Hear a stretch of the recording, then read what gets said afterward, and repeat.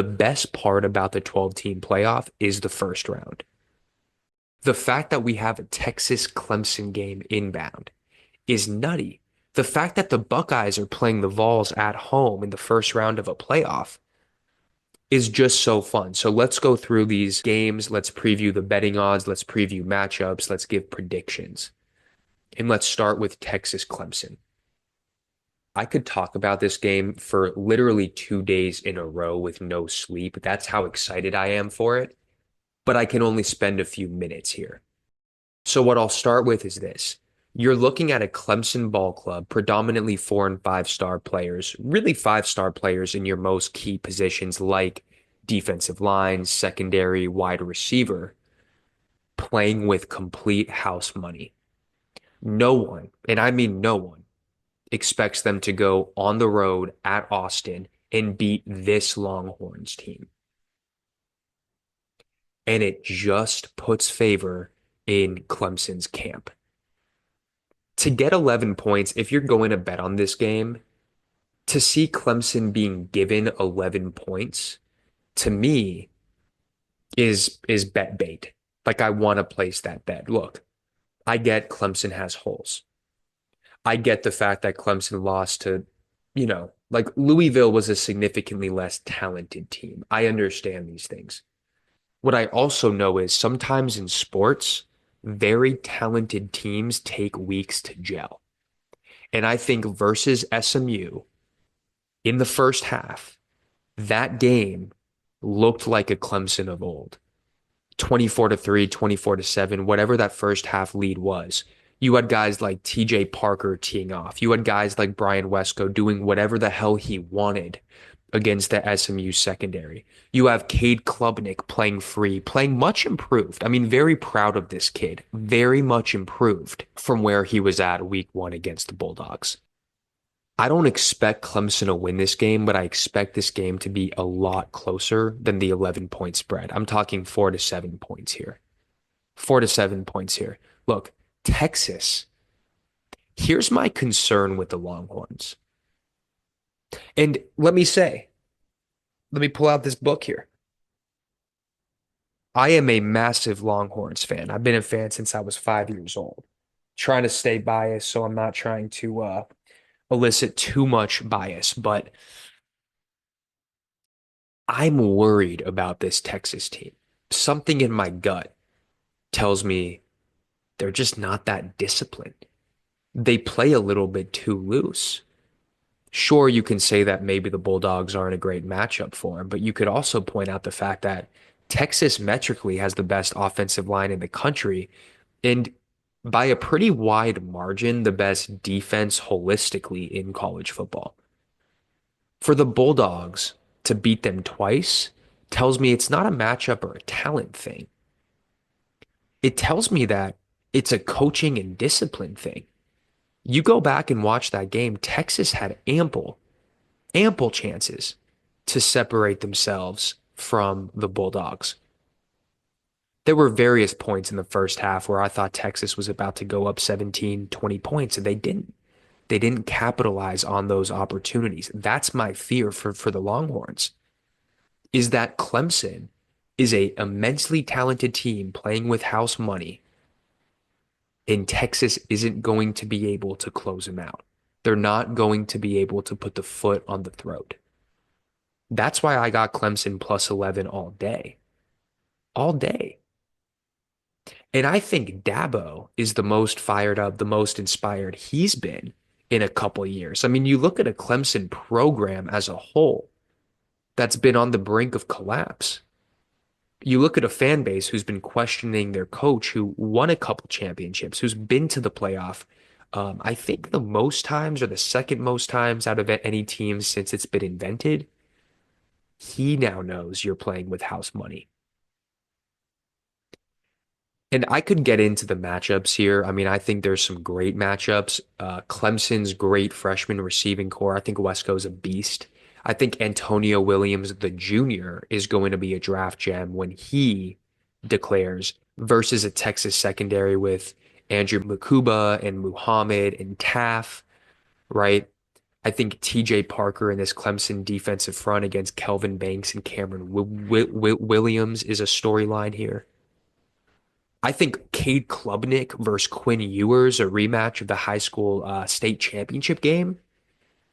I mean, there's things to be excited about. I just think if you're a Texas fan, temper expectations. Do not expect a blowout win. Do not expect this game to be easy. Yes, Clemson is a three-loss team, but they're also gelling and they're also highly, highly talented. Let's move to Ohio State, Tennessee.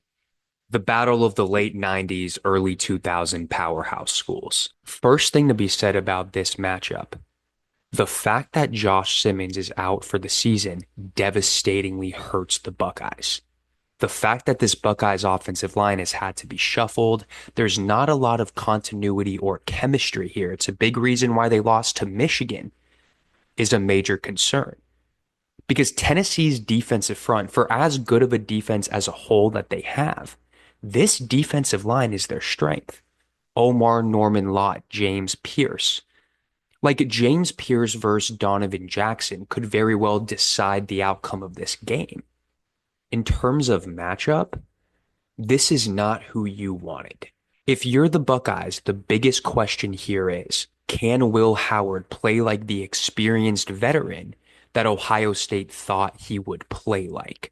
That's why they brought him to Columbus in the first place. That's why they moved off of McCord. Because if he plays like he did versus Michigan, the Volunteers could walk into Ohio and get the dub.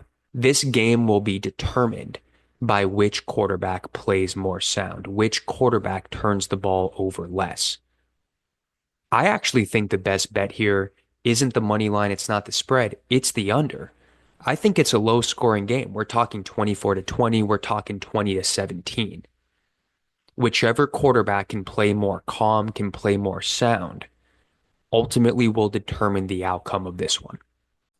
The last thing I want to bring up here is the coaching matchup because I think out of any round one game, it's the most interesting. If you're Ryan Day, can you break the narrative of not being able to win some of these big games? And then if you're Josh Heupel with a really young quarterback, how aggressive do you want to be against a veteran, incredibly feisty Buckeyes defense? I look back to that Oklahoma game in Norman versus a top five defense in the country. I think he coached that game brilliantly. He played extraordinarily fast. He implemented a no huddle philosophy to where the Sooners couldn't substitute, and particularly on third down. I think we see a similar game plan here. And frankly, I kind of think the coaching favor goes to Tennessee. I like Heupel in this game more than I like Day. So if I were to bet on the spread, which I won't, but if I were to, I'd go with the Vols.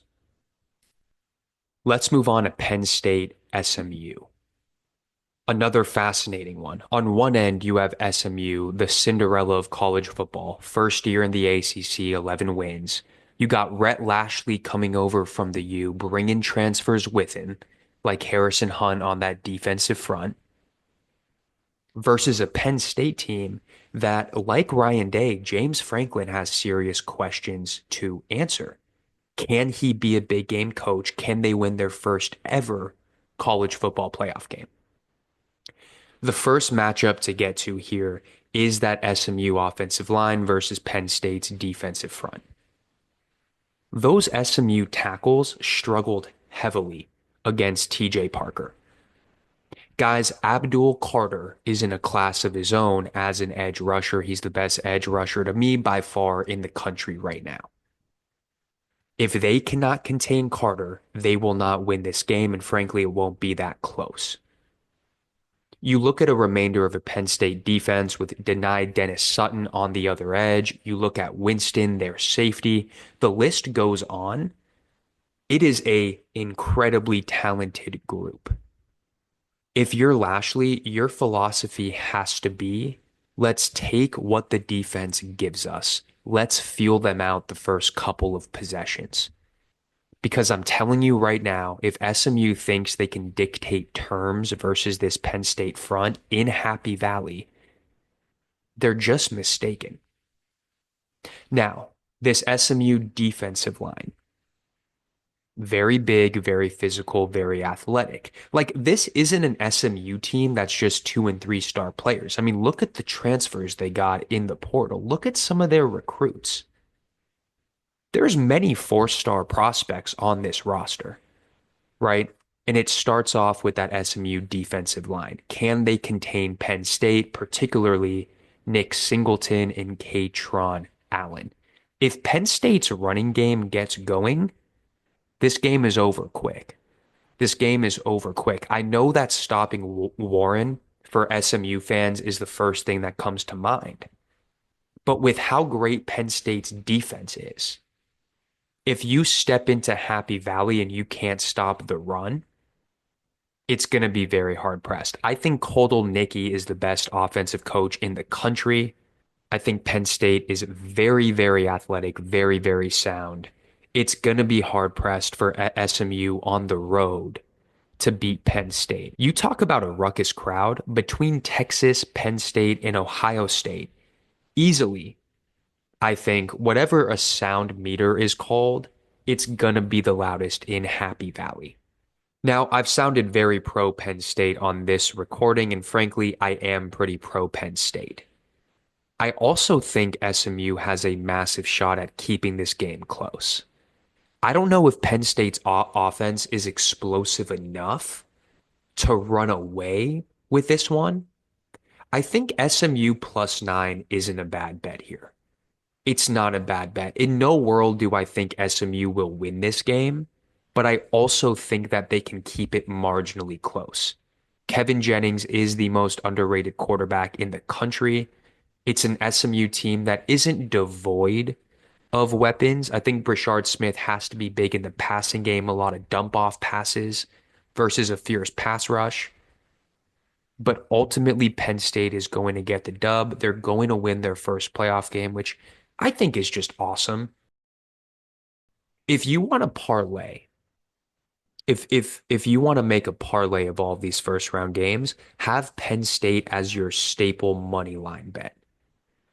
I think Penn State is a staple money line bet here. But I don't expect a blowout, and I think SMU will be competitive. Last first round matchup here, Notre Dame versus IU. The Irish are at home. I think this will be a Notre Dame blowout win. I get it. The Hoosiers are a great story. And look, respect, props. They take care of business versus subpar unranked teams. But this Irish team, though I think they're overrated as a whole, you look at their running back Love, you look at Howard Cross on that defensive line, Xavier Watts at safety. It's a veteran, experienced, very talented ball club. And I think getting them at home, getting IU at home, this will be the biggest point discrepancy out of any round one game. The spread is Notre Dame -7.5. I would spam that.